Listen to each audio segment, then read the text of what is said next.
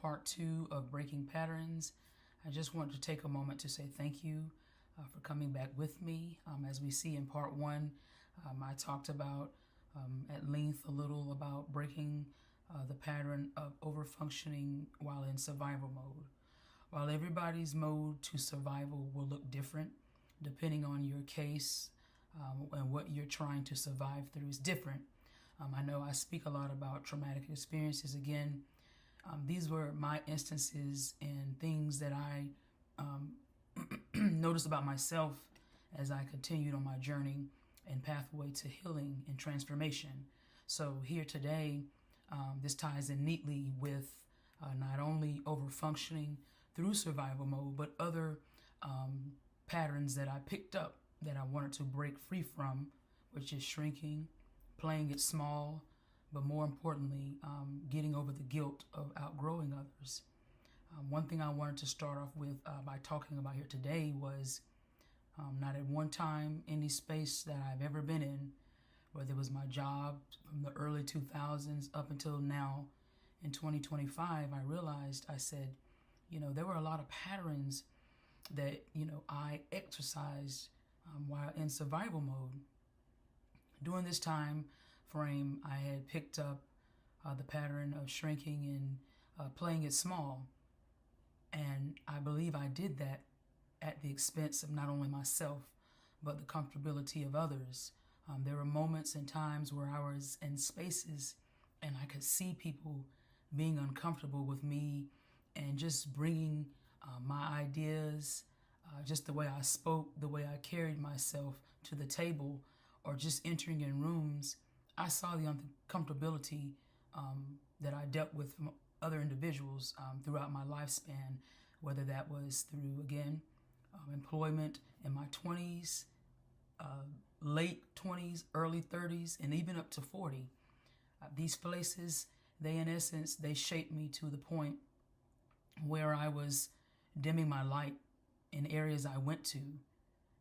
When I had good news to share, I was in a space where I couldn't share it with anybody, not because they didn't want to hear it, but they may not have, but it was because I saw how just me as an individual, how I operated in spaces where there was no room for growth or expansion.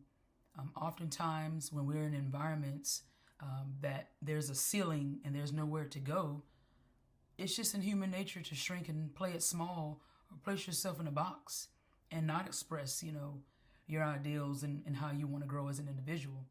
I still remember, when I was a kid, there were things that I wanted to do since I was a little girl. I always knew instinctively, I drew out things. I wrote a lot. I love to write. And I just knew what I had up here. I knew what I wanted to do with my life. And I knew in order for me to get there, my plan didn't come together as it should have. Not because someone stopped me, but because, when you're in the moments of warring with yourself, you take on these patterns that sometimes you don't understand. But I will say to a fault, being in spaces where people often sold me short because I was very quiet. I basically, again, I spoke to, operated in a level of hypervigilance, and I was always guarded. I guarded myself. It was almost like, okay, well, no one sees me anyway. It doesn't matter, how I carry myself. It doesn't matter what I bring to the table or what I bring to the conversation in certain spaces because people are going to always underestimate me. So in essence, I just went ahead and regretfully brought into the stereotypes that were placed upon me. So year by year, I just started doing this. I just started just going downhill, and it led me to being very unhappy for a long time. And a lot of that came with, again, me shrinking, me playing it small, and regretfully, just looking about it now, my wantingness to stay away from outgrowing people. There are people that I have come in contact with since 2024 And even now, even till about June of this year, I met some amazing people. And if I could put them on my back and bring them with me to a fault, I would have loved to do that. But I understand now more than anything, when you shrink and when you stay small, this is the outcome.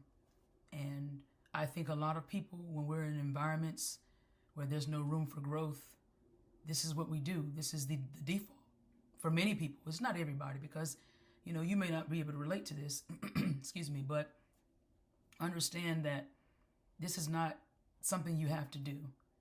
This is a pattern. Again, it's about breaking that cycle and pattern of not staying small.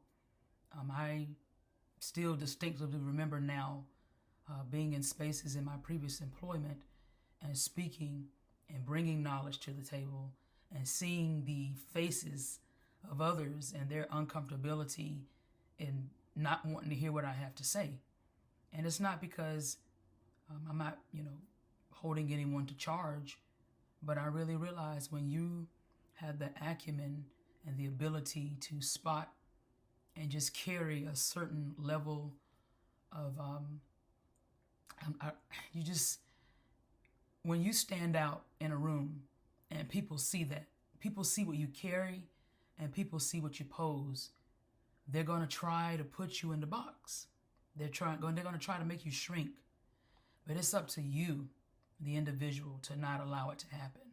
And that's something that I walked away with while breaking this pattern and this cycle. And that was, I wasted a lot of time selling myself short. I wasted a lot of time worrying about people's opinion of me. And there's still some moments when I get upset and angry, not at the people, but more so at myself. And I can take ownership in that. When you play it small and when you stay small, your ability to grow further along, it is stifled in the process. And so me going back to school was the best decision that I ever made, because it wasn't until I went off to North Carolina Central University that I realized, when I started coming into rooms where people were challenging me to grow, where people were open to my ideas, and they were not only fascinated by what I brought to the table, but I remember one of my professors, he stayed on me a lot, and I didn't understand it at first, because I'm gonna be honest with you, it got on my nerves a lot. And when I talked with him after I graduated, he told me, he said, "Kawanda, I see what's in you, but the truth of the matter is, do you see it in yourself?" He said, "Why do you play it small?"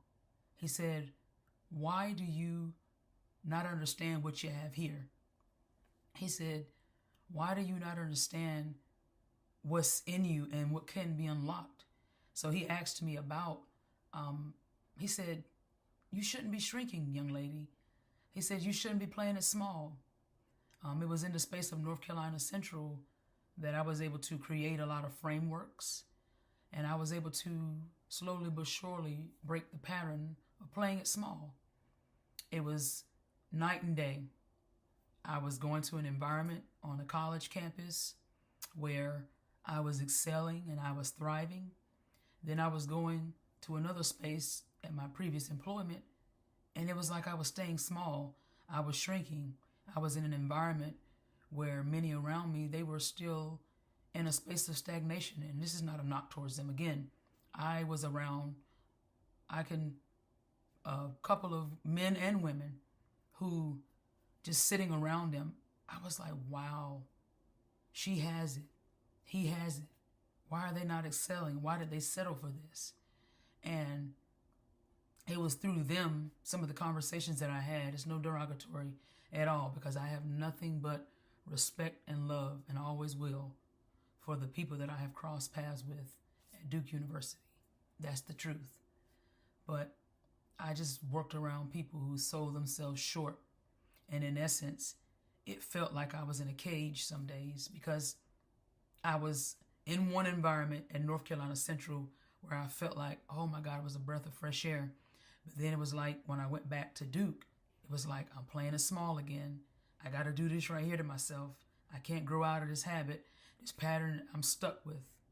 But somehow, in some way, I managed to get to the end, June the 13th.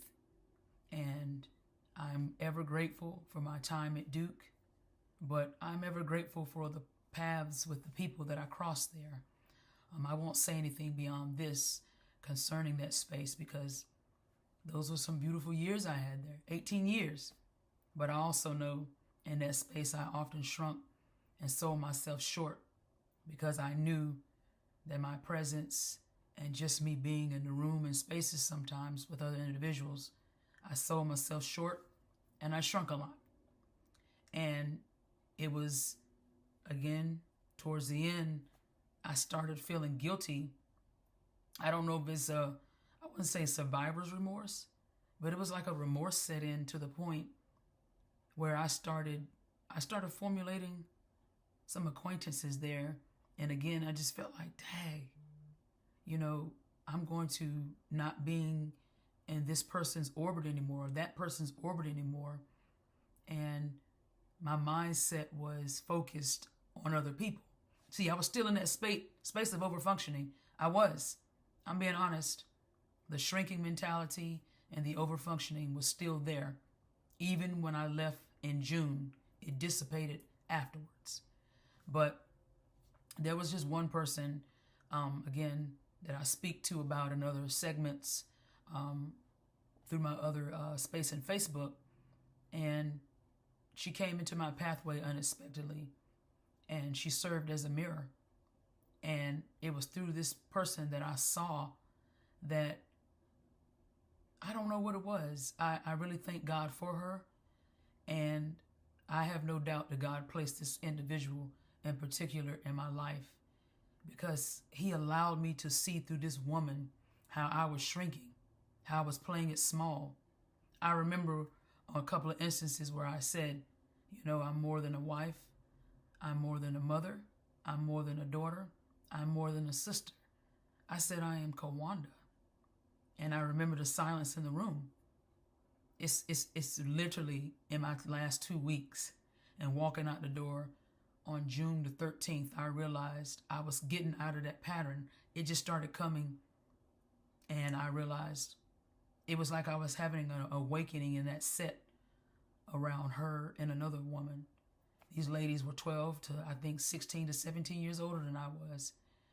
And it was around them that I learned that I didn't have to shrink. It was around them that I learned that I had a voice to use and to speak freely. But I remember that conversation with one of them, the one I believe she's like 16, 17 years older than I am. I remember the conversation I had, 2 separate conversations, and I carry them with me now. I told her, I went to talk to her one-on-one. I said, I'm tired of shrinking. And she said, I know. And then to follow that conversation up with, people were wrong about you. It was in that moment that I wanted to cry.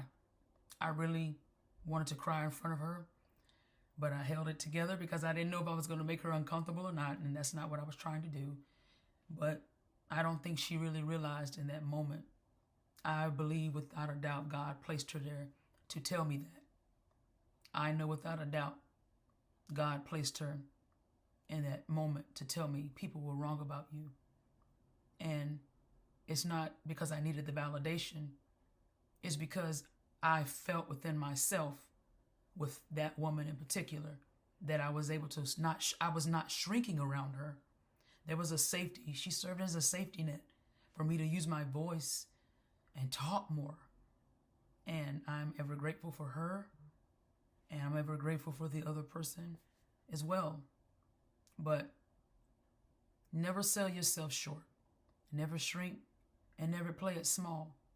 If you have to do that, if you have to do this and dwindle, then maybe it's time to start thinking about the environment you're in.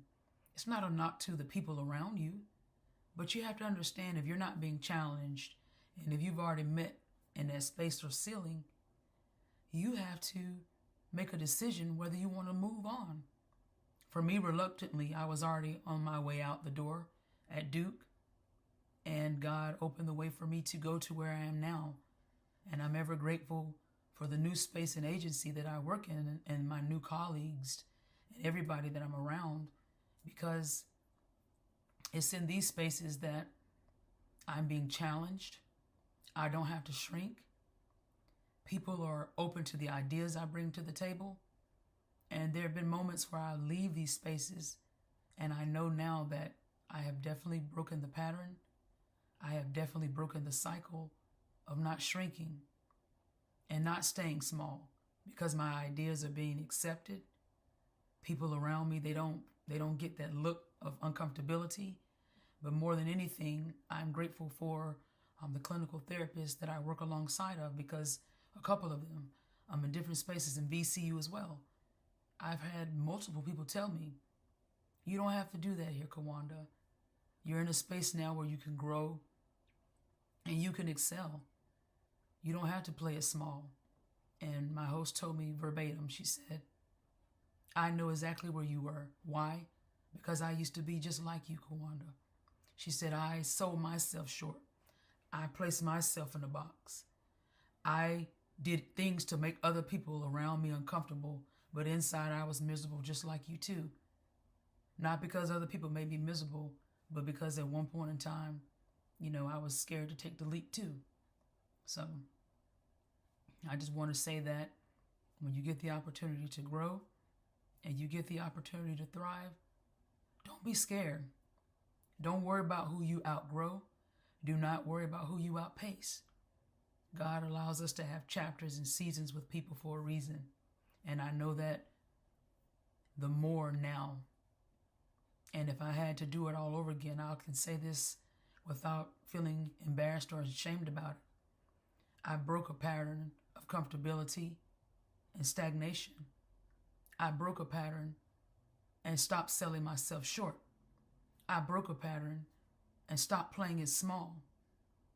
And I broke the pattern of being okay with moving on and not feeling guilty. I really struggled with that. But I can say without a doubt, I'm okay now. And I know in order for you to grow and thrive, you have to be okay with getting uncomfortable, but being comfortable in that uncomfortability.